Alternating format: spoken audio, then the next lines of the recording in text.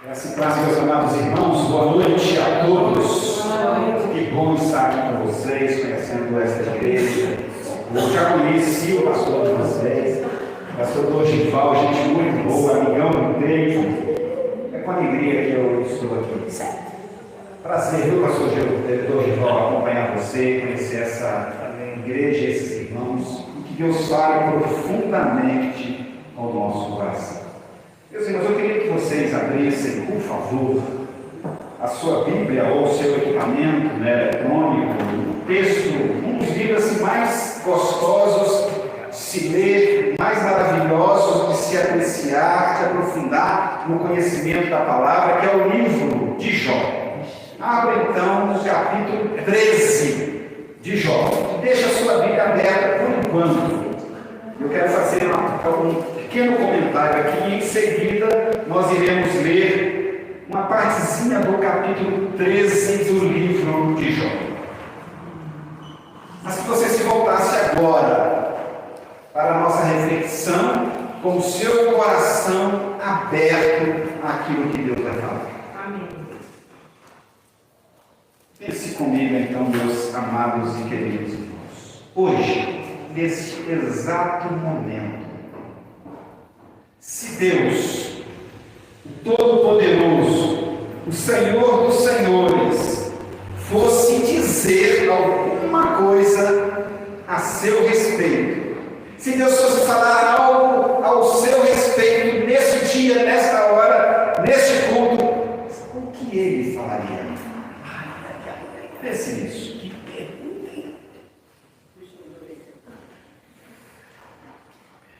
Será que ele diria assim: Reinaldo, você é fiel, Reinaldo, você vive a palavra, pastor Reginaldo, você corre atrás e se mantém fiel? O que é que Deus falaria a seu respeito? Deus conhece a sua vida plenamente, ele tem toda a autoridade para dizer quem você é, para dizer como você vive. Deus pode dizer das coisas mais complicadas que você tem vivido. E Ele não diz como nós. Às vezes nós dizemos muitas coisas a respeito do outro sem pensar. Deus nos conhece. Mas talvez você já tenha ouvido também algumas expressões tão comuns. Fulano tem uma personalidade dúbia. Fulano não tem personalidade. Como a gente ouve isso, não é? Fulano tem duas caras. Essa também os irmãos já ouviram, já? Não. Olha, aquele ali, aquela ali, olha, não é nada confiável. Que falso. Em Jó, não existe duas caras. Em Jó, não existe dubilidade da interioridade. Não existe dupla personalidade. Não existe personalidade duvidosa.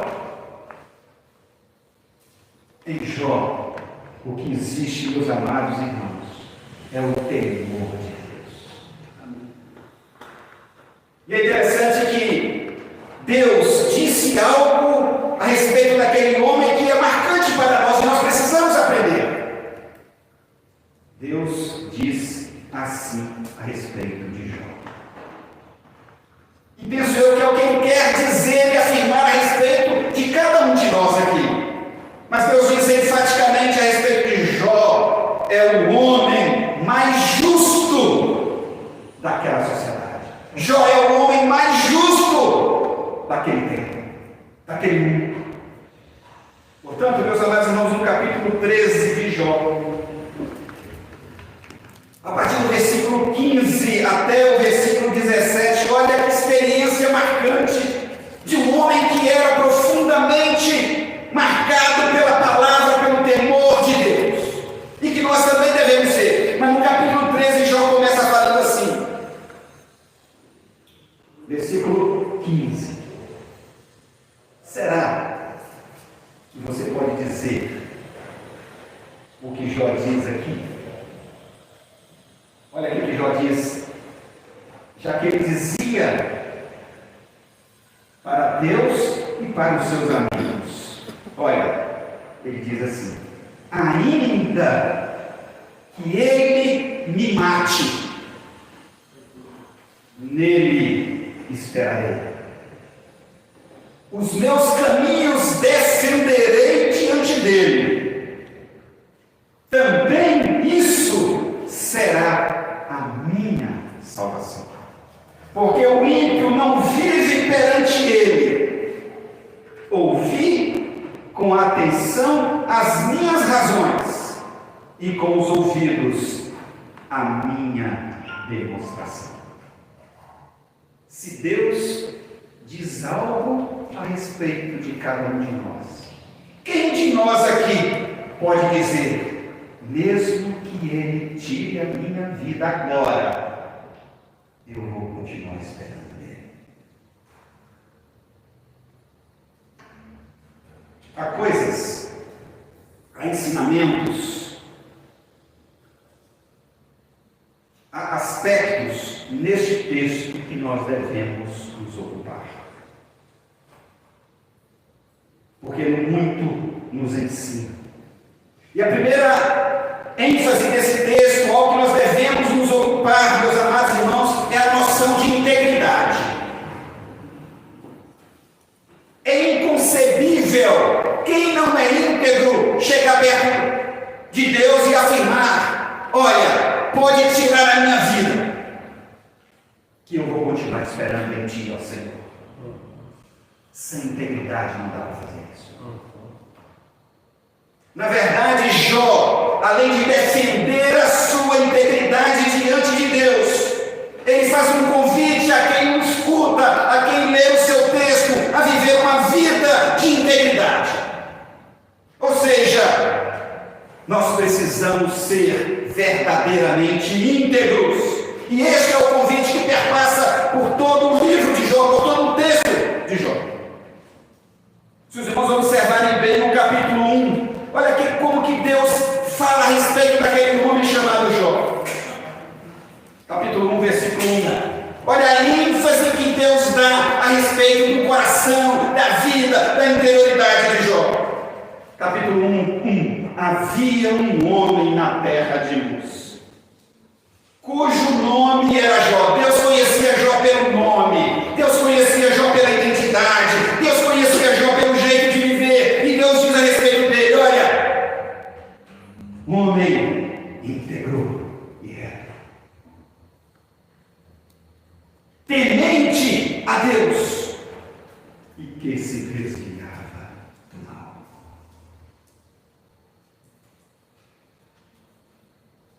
Jó tinha marca no seu caráter, e essa marca era a integridade. E quando se é íntegro, a gente pode dizer para Deus: Senhor, eu estou pronto. Já que o Senhor é o Senhor da vida, o Senhor da morte, pode tirar a minha vida, porque eu continuo esperando no Senhor. Integridade. O que nós aprendemos então, meus amados irmãos? Aprendemos que a integridade, a nossa integridade, é verdadeiramente a segurança para todos os momentos da nossa vida, até na hora da morte. Mas a integridade é também segurança nos momentos de adversidade. A integridade é nossa segurança no momento de instabilidade e até mesmo em meio à pior perversidade que possa existir. A integridade é a nossa segurança, mesmo que aconteçam atos de perversidade no mundo e na sociedade, e até na rua que nós moramos. A maldade, meus irmãos, a perversidade, por piores que sejam, não imperam sobre a integridade. O segundo aspecto desse texto, do capítulo 13 de Jó, meus amados irmãos, que nós aprendemos. E o os irmãos podem dizer aqui, olha, já começa o texto de uma maneira assim muito contundente. No capítulo 13 ele fala enfaticamente aqui para todos nós: mesmo que Deus tire a minha vida, eu tenho esperança, nele eu esperarei. A espera aqui, meus irmãos, não é uma espera passiva, é uma espera de confronto, é uma espera de olho no olho. E o segundo aspecto desse texto que nos ensina é exatamente este: a esperança em meio à desilusão, a esperança em meio à dor, a esperança em meio à frustração da vida. Quem nunca teve uma frustração aqui? Todos nós tivemos. Talvez você esteja vivendo uma frustração agora, nesse exato momento. Mas nós esperamos um Deus que pode tudo. Amém. O que isso significa, meus amados irmãos? Que a esperança, ela vai no meio à desilusão, a esperança vai em meio à dor, a esperança vai em meio à frustração. O que isso significa? Significa que, independentemente do que está acontecendo aqui e agora, nesse exato momento, a esperança vai para o nosso presente, vai para o momento existencial que nós temos vivido. A esperança vai para toda e qualquer situação, e em meio às vicissitudes da vida, as dificuldades que a vida nos apresenta, em meio às dificuldades que nos acometem, Deus está conosco, Ele é o Deus da esperança. Amém. A esperança vale para o aqui e para agora. Mas, meus irmãos, a esperança não é só para o aqui e agora.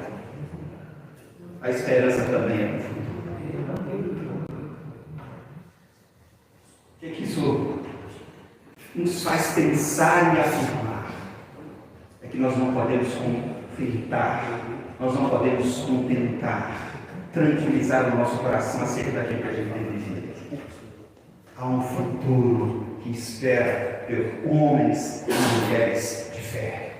Há um futuro por homens, esperando por homens e mulheres que esperam o Senhor. E a realidade precisa ser transformada aqui e agora e ser transformada lá no futuro também.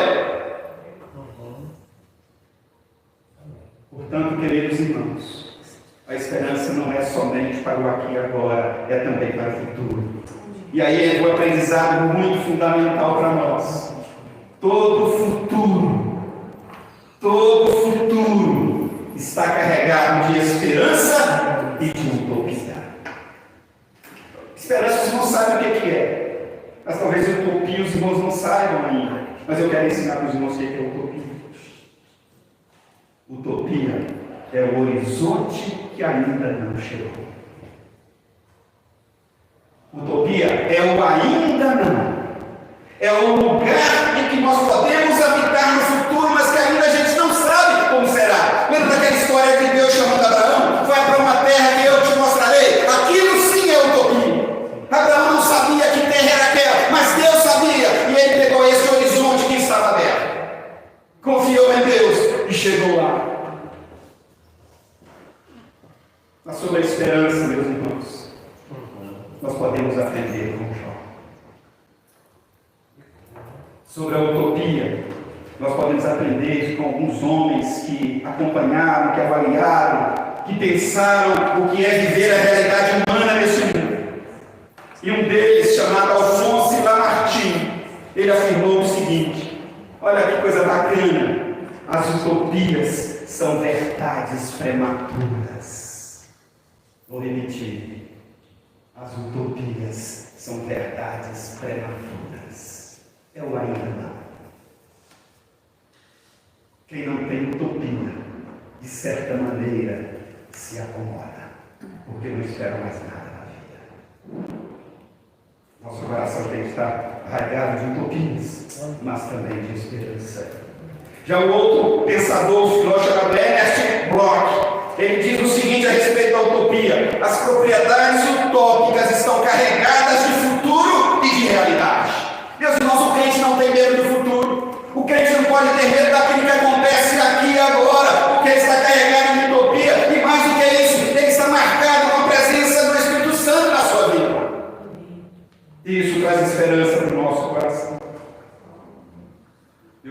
Amados irmãos,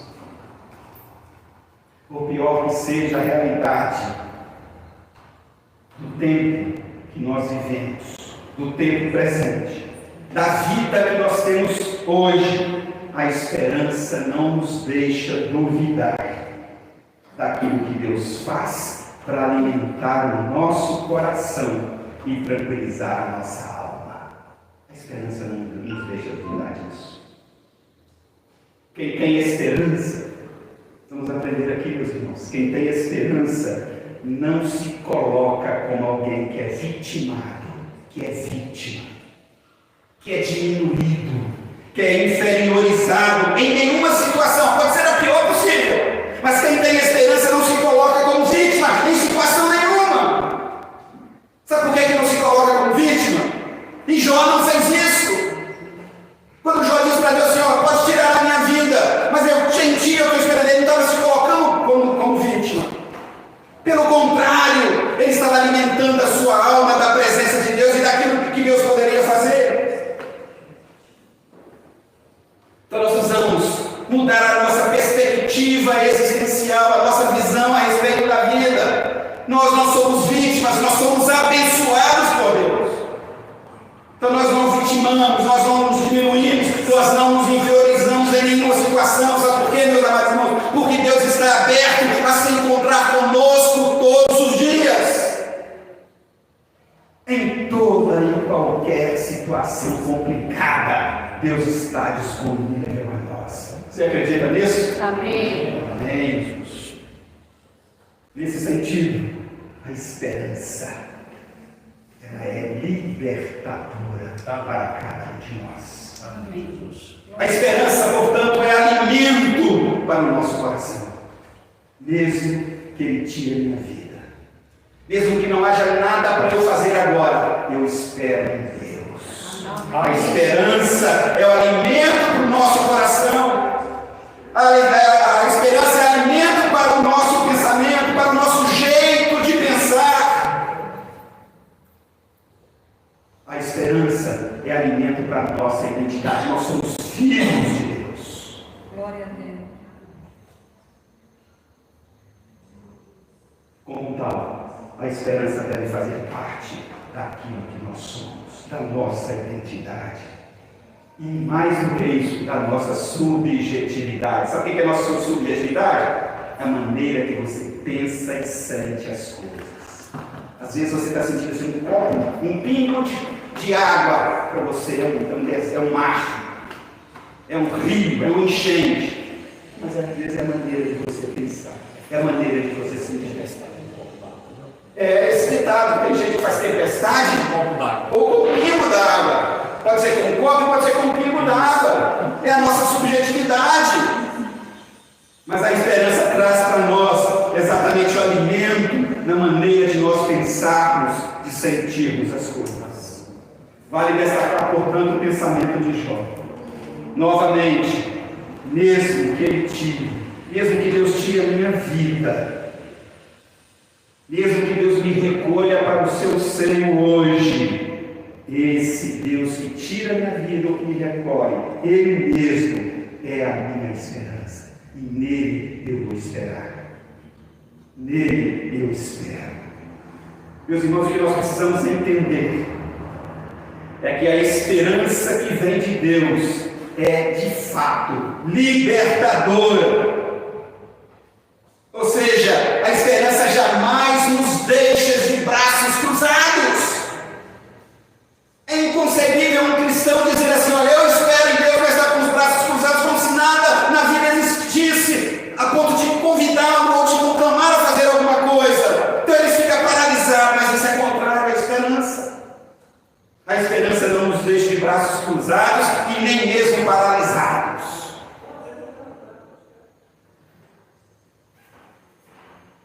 O que a esperança faz? A esperança, meus irmãos, ela pode até produzir em nós paciência, mas não passividade. Vamos aprender isso? Diga no seu coração agora: a esperança pode produzir em mim. A esperança pode produzir em mim Paciência, mas não passividade. mas não passividade. Porque a esperança aqui é do verbo esperançar. e não do verbo esperar passivamente. Vocês não sabiam? O verbo esperançar é diferente do verbo esperar. Esperar eu aceito, eu me acomodo, eu caio na inércia. Às vezes a igreja ensina exatamente a gente pensar e viver assim. Não espera passiva. Mas aqui, esperançar é se mobilizar e se entregar no projeto de Deus. Amém. Aleluia. Então nós vimos dois aspectos, integridade e esperança. O terceiro aspecto nesse texto é a junção dessas duas coisas. É a união entre esperança e integridade.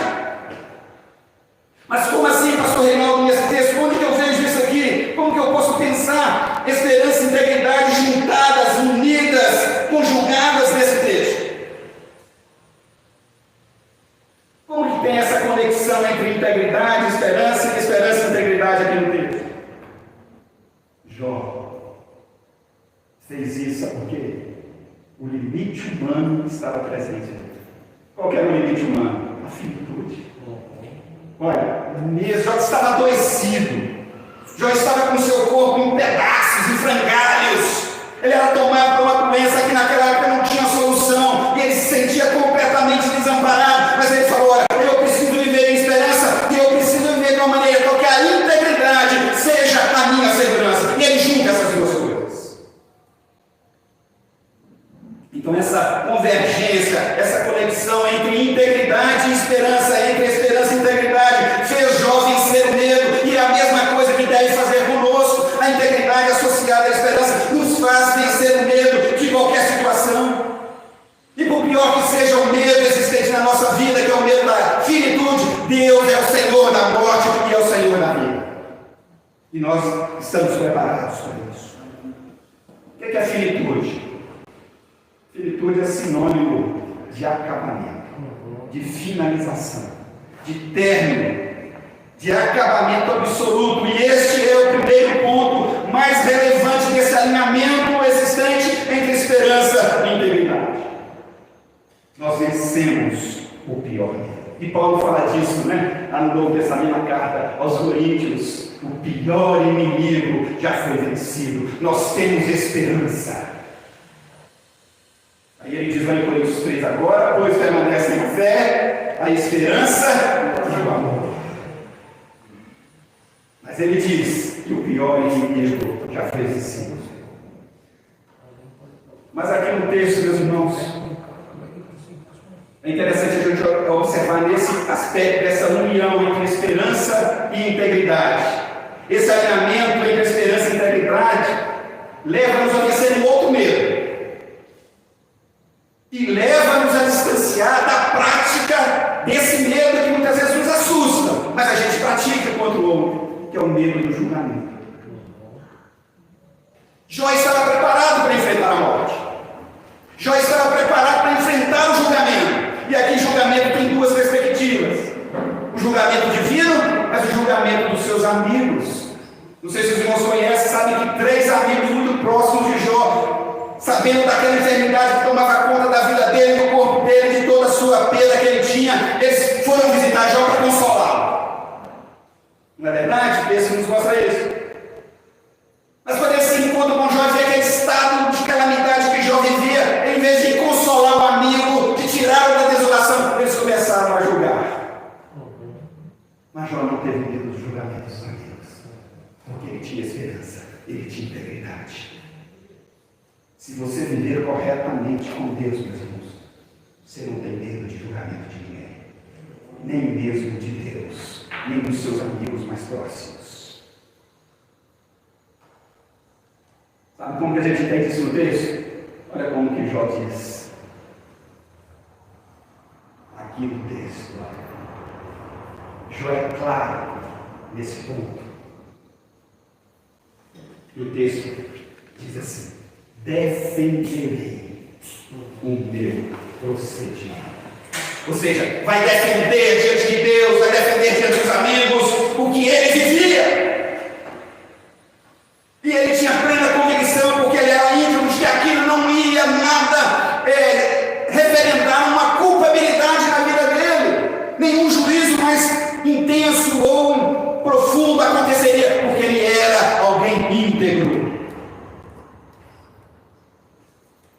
E aí, meus amados irmãos, convicção da integridade,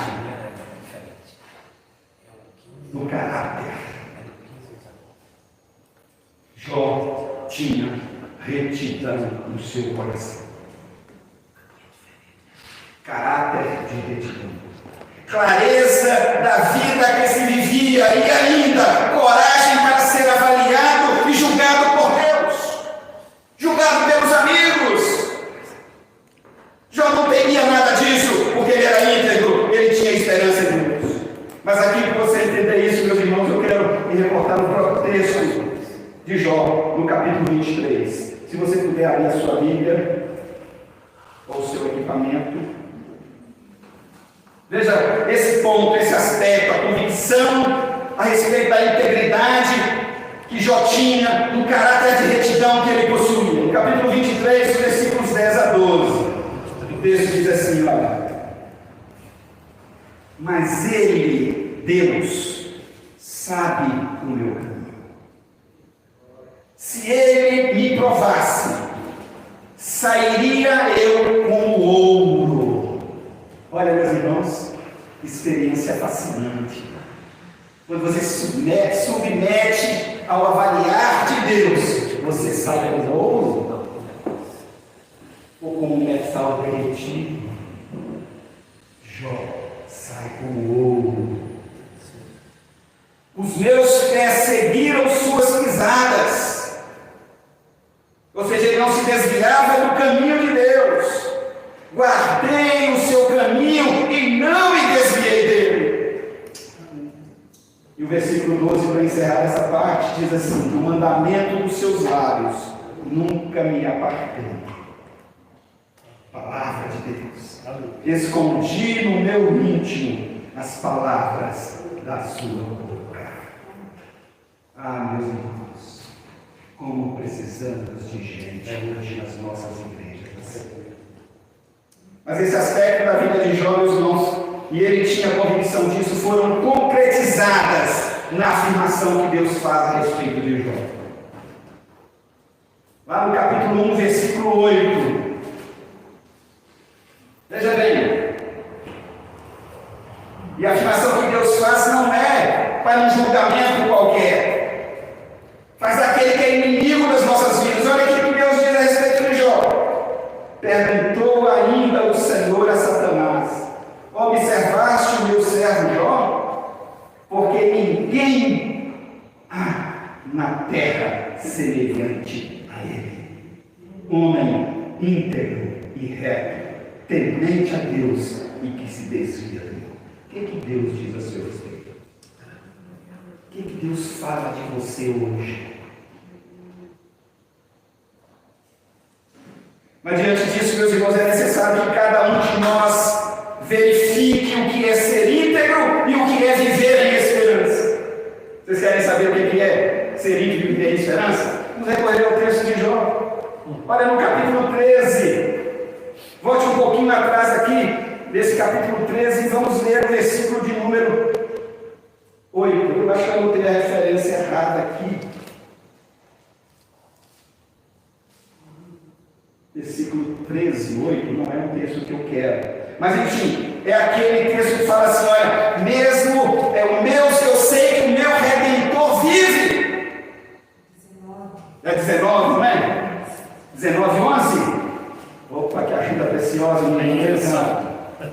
19, 11. 25. Ah, beleza. Então vamos lá, olha aqui, ó.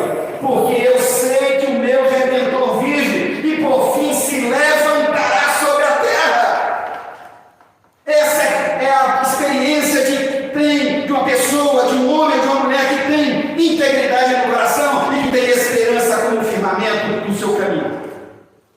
Eu sei que o meu Redentor vive. Na verdade, eu anotei certo aqui minha referência. 25 e 26. Vê-lo-ei por mim mesmo, os meus olhos o verão, e não outros. De saudade me desfalece o coração dentro de mim. Eu li o 27. Então, meus amados irmãos, a gente pode lembrar aqui para a gente chegar ao final da nossa reflexão, daquilo que é chamado de um proto-evangelho. O proto-evangelho está lá em Gênesis capítulo 3, versículo 15. É como se fosse o anúncio da vinda de Cristo. E nesse proto-evangelho se anuncia a esperança para todo e qualquer pecador. Nesse proto-evangelho se anuncia a boa nova de um futuro melhor, a boa nova de um futuro cheio de esperança. Portanto, Deus, independentemente de qualquer situação que tenha nos apegado, meus irmãos, Deus não nos abandona nunca. Deus não nos desampara. Dessa maneira, caríssimos irmãos, eu espero que nós tenhamos aprendido hoje que precisamos viver em esperança. Mas ser a marca do nosso caráter, a integridade. O que nós aprendemos hoje? Quero terminar citando 3 coisas.